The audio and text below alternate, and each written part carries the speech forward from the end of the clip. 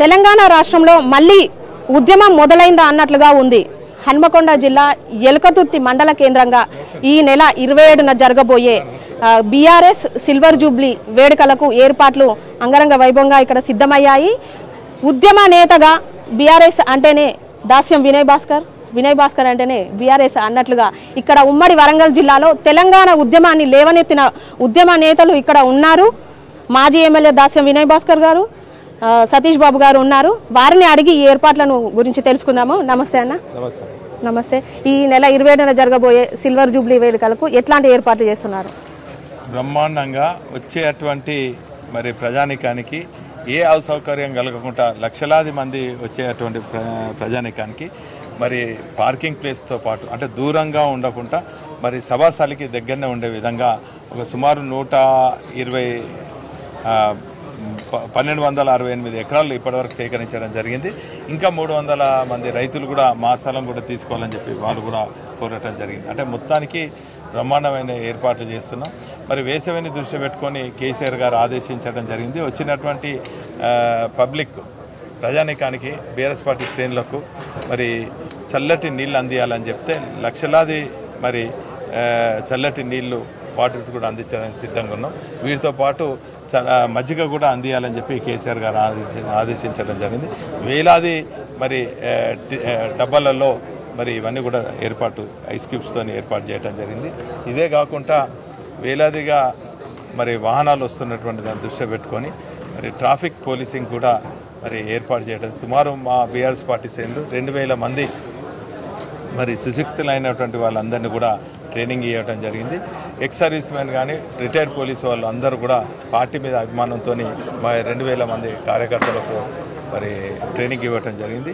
కాబట్టి ఎక్కడ కూడా ఎవరికి కూడా ఇబ్బంది కాకుండా మరి చేయటం జరిగింది.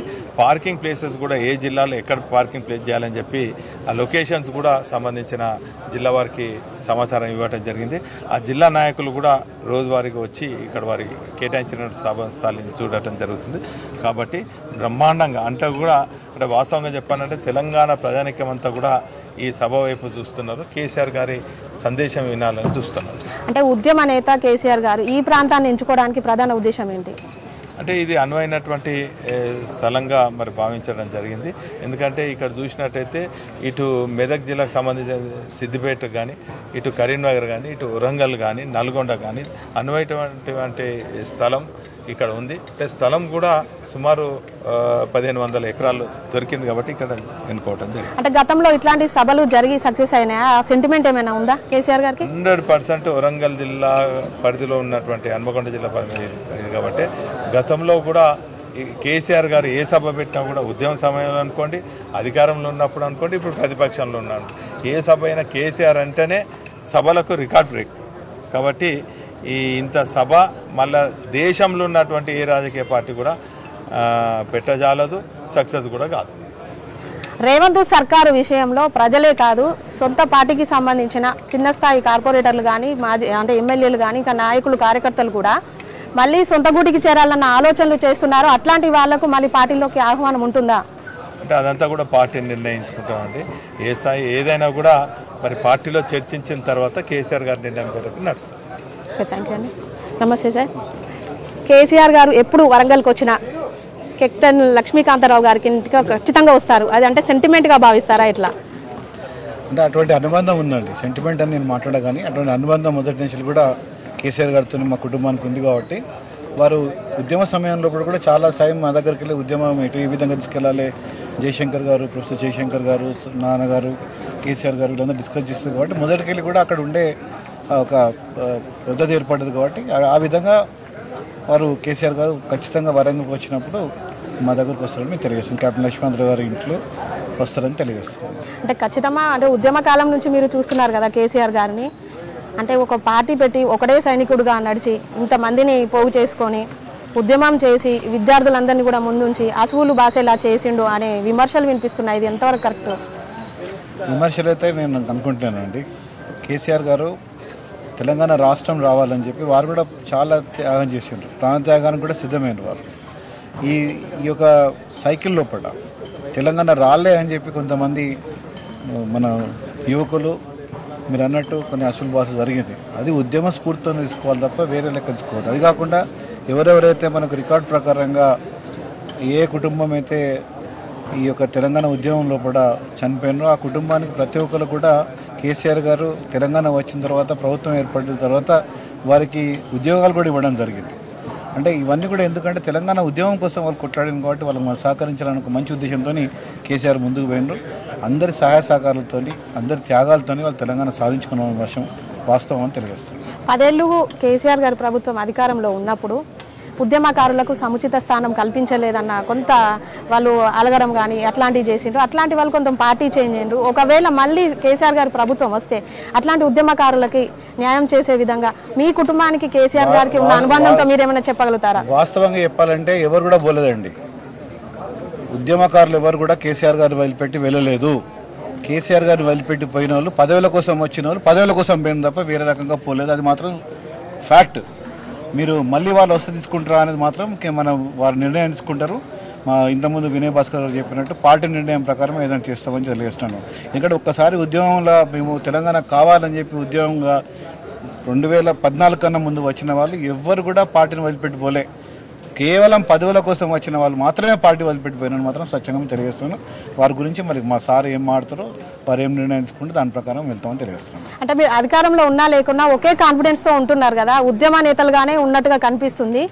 నెక్స్ట్ అంటే కేసీఆర్ గారి ప్రభుత్వం రావడానికి ఒక్క మాట చెప్తున్నామ్మా, మీరు ఎప్పటికైనా కానీ ఉద్యమ నాయకుడు ఉద్యమం లెక్కను చూస్తాడు తప్ప ఏదో పదవి కావాలని ఎప్పుడు కూడా చూడాడు. కాబట్టి మేము కూడా అదే పద్ధతిలో పోతాం తప్ప ఇక్కడ పదవి కావాలి మాకేదో కావాలని చెప్పి ఈనాడు కూడా మేము ఊహించలే. ఏ ఉద్యమ నాయకుడు కూడా ఊహించడానికి మీకు తెలియజేస్తున్నాం.